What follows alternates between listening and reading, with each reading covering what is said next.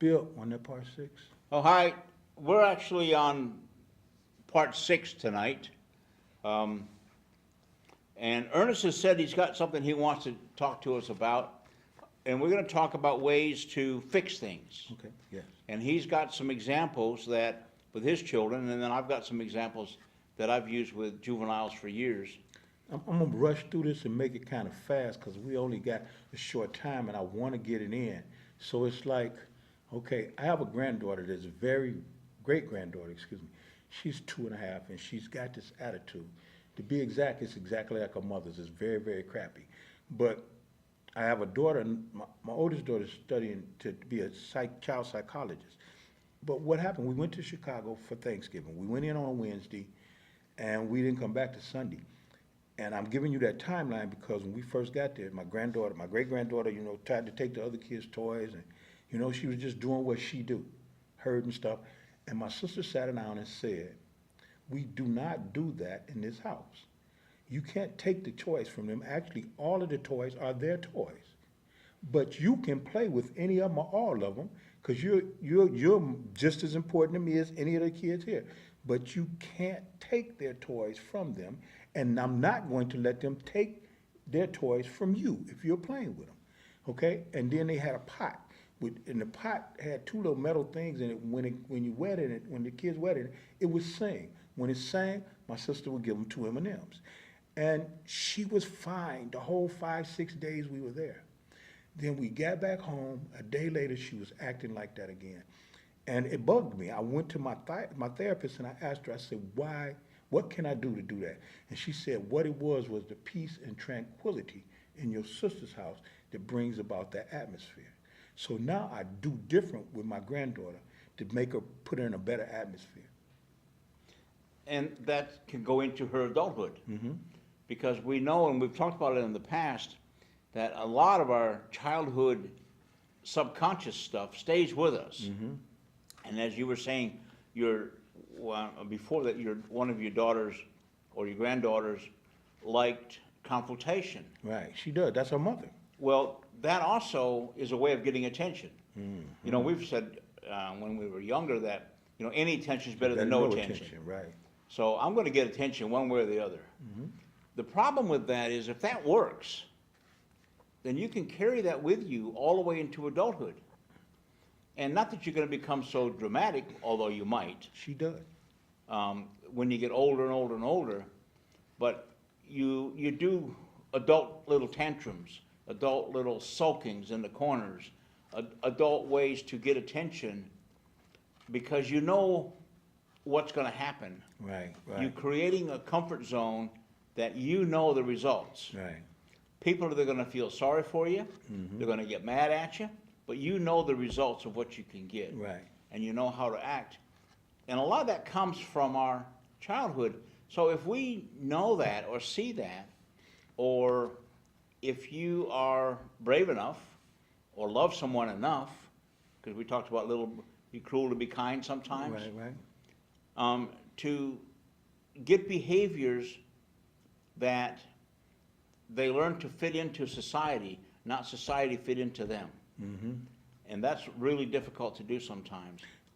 And my granddaughter, the child I was talking about, her mother, the baby is used to confrontation at 2 years old. She expects confrontation. She expects it from her grandmother, my daughter, and she expects it from her mother. And I've told the other 2 kids in the house, 3 kids in the house, we're not going to do that with her anymore. We're not going to tell her to get out of our room because we just going to give it a minute and just pretend like she's not standing there. And she changes her attitude. Mm-hmm. In a matter of seconds, she'll be like, I don't want to talk to you. And then I'll just sit back in the bed and cut the video back on or something. And once she see I'm not going to buy into it, she comes over and lays her head on me. I want you, Papa. I love you, Papa. So I've learned in just this short period of time that it is the atmosphere that's created. Yep. That makes her do the things she expects confidence. And you said she expects that, so she's comfortable with it. Yep. So she's looking for someone to, And that can get worse. It does. Mm-hmm. And the way to stop that is I call it, one of the chapters in the book is called Environmental Situational Learning. Okay. So she knows in her environment, in a certain situation, she can do this and get away with it. Right. And that's a long process, but kids learn that fast. Real quick. They learn that real very quick. fast. So if you think about the environment that you behave yourself, the environment that you act out in, whether you're a teenager or an adult, what does that remind you of? Are those things that you used to do when you were younger? The environment could be from, say, 3 o'clock in the afternoon till 6 at night. Mm-hmm. Maybe that's a time frame that you're not a nice person. Right. Or maybe it's Saturdays or Sundays or some other day of the week. Mm-hmm. There's an environment that we grow accustomed to. My environment for my peaceful time, for some reason, I don't know where I got it from, but I know I've done it for years because that's my behavior, is I love to be up when the sun comes up. Okay. Yeah. I'll get up and put on a pot of coffee at 5:30 in the morning to make sure I'm up when the sun's up. And very rarely do I sleep past the sun coming up. Okay. And that is part of my routine. Now, does that bother my wife? Yes. Because she likes to sleep until whenever. Right. I got to get out of bed. I can't. I keep thinking something's happening in this day that I'm missing. Okay. So I know I've got that under control now because I've had to address that issue. Okay. I can't do everything. I can't be everything for everything or everybody. I can't be all things to everyone. Right. I've got to pick and choose, and I've got to do it carefully and appropriately and learn that I'm not the center of the world. Right. Right. Okay?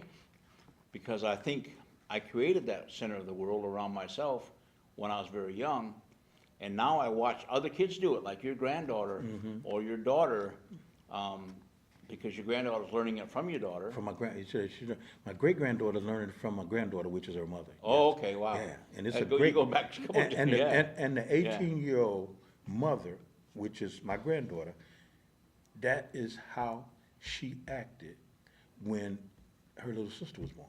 Ah, See, because the little sister had a daddy living in the house, and she didn't. ah. And she started, I look back and I see them behaviors starting in. And she's always confrontational. She's had 20, 25 fights. That's her way of getting attention and keeping the attention on her, to be confrontational and turn up real loud the minute something is said. Well, that has a lot to do with children. We can get into that on another show about the firstborn, the second, the middle child, or the third child. If there's Right. more, and then if there's more below that, that's fine. The happier, the more children there are, a lot of times, the happier they are, Right. because there's no pecking order. Yep. The oldest child is always the oldest child. Mm-hmm. The youngest is only the youngest until the next one's born. Right. And then when the next one's born, that becomes the middle Middle one. child. And some children feel they have no identity now. Right. Right. My right. identity was baby or the oldest. Right. And I don't have that now. Now I don't have that identity. Mm-hmm. The oldest one never loses the identity Okay. because they're always the oldest. Right. Um, And I'm the oldest child, so I know what. and I'm the oldest child too, so I know what that's like. And that rubs my rest of my brothers and sisters, because I'm always the boss. Right. Or want to be. They don't pay attention anymore, but Right. that's just the way it goes.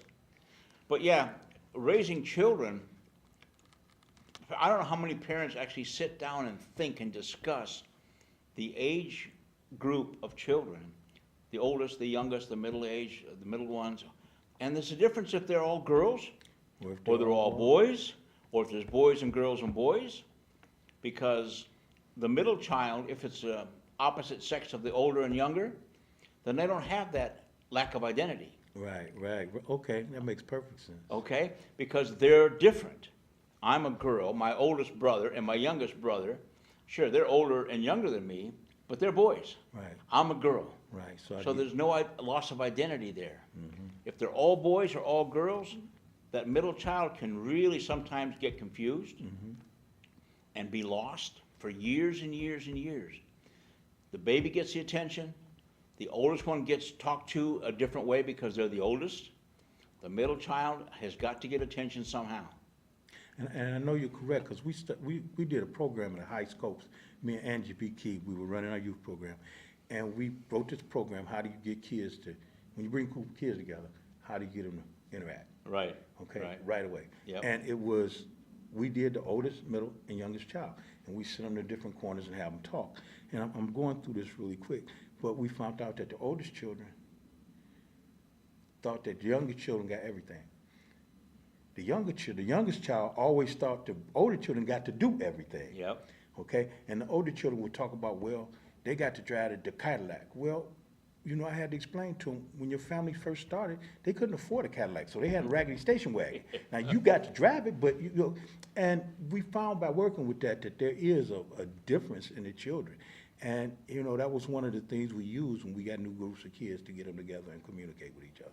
And a lot of times too, and I'll be quick here with new parents sometimes when they're starting and having trouble with their children, I'll say that you want to have house rules for your home, not mom's rules or dad's rules. Right. Not dad says you can't do this or mom says you can't do that.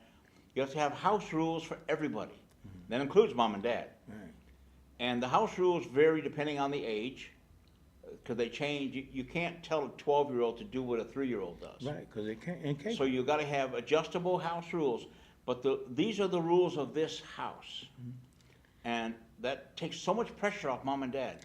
And my brother and sister, my sister and my brother-in-law, the same house I was talking about. Right. I used to tease them because they were like that, and I called it tag team parenting. Yeah. But they would always, you know, go the same route. And if there was an issue, they would both go to the kid and sit them down and talk to them. Yeah. And that does, you establish those rules. The kids, as they come up, know the rules. Yep. You know, for their age-appropriate rules. So I know what you're saying is correct. And if in a house with house rules, if the child breaks a rule, mom and or dad Right. can say, it's a rule. You broke the rule. Right. So you don't get to watch television tonight. You have to go to bed, or you have to do something, whatever it is. I Right. mean, that's their rules. But the children learn, in this house, there's rules. And it's a good way to teach children that in this house, somebody else's house, there's different rules. Right, right. So they learn to adapt. They learn to adapt, and that's so important for kids to learn. They can't behave the same way Right. every Everywhere. place. Right. And you watch these silly YouTube shows about children throwing tantrums. I mean, I watched a show, a little quick YouTube one the other day about a kid wanting a toy in a store and couldn't get it, and mom said no, and so he laid on the floor and threw a tantrum and kicked his feet and did everything else. And he looked up at his mom, and she looked down at him, and she threw herself on the floor and threw a tantrum I've and done kicked. And the kid didn't know what to do. Right. I've done that The with my son. kid was lost. And I mean, I had a similar thing happen to me once when I was really young. I wanted something, my mom wouldn't give it to me. So I did it. I actually did it. I got out and went onto the sidewalk outside the store and threw a tantrum. Laying on the ground, kicking my feet, throwing my hands up. And I looked up, and all these people are staring down at me. I didn't know what to do. And then I heard my mom, she's gathering people around to watch Mike throw a tantrum. Oh, okay. Everybody come and watch Mike's throwing a tantrum. Right. Come on, Mike, keep going. Right. Harder, longer. Can't you holler a bit more than that? Right. Come on, kick harder. And I was so embarrassed. I never threw a tantrum like that again anywhere. My son, he laid on the floor and started screaming for a candy bar. I laid down next to him and started screaming too. He bent over and looked at me while we laying on the floor like, Dad, have you lost your mind? And he stopped. Yeah. There's ways to do it, but it's also involvement with parents. At some point, you know, I've said this over, we got about a minute to go. Okay. I've said this over and over that parenting is hard. It takes a lot of time and a lot of effort and a lot of imagination. You really have to become creative to be, I think, to be a very effective, not controlling parent, but a parent that can give the kids examples and have them relate to what's going on in reality today. So we're going to keep going on these shows. Please, if you have any questions, if you want to contact me on the website, or not on the website because we haven't got that up yet, mgsiver@gmail.com. Please do, and come on the show as a guest. Yep, I would like to have you as a guest. You know how to contact me. My number's all over. I would love to have you on the show as a guest with either me or Mike or both of us.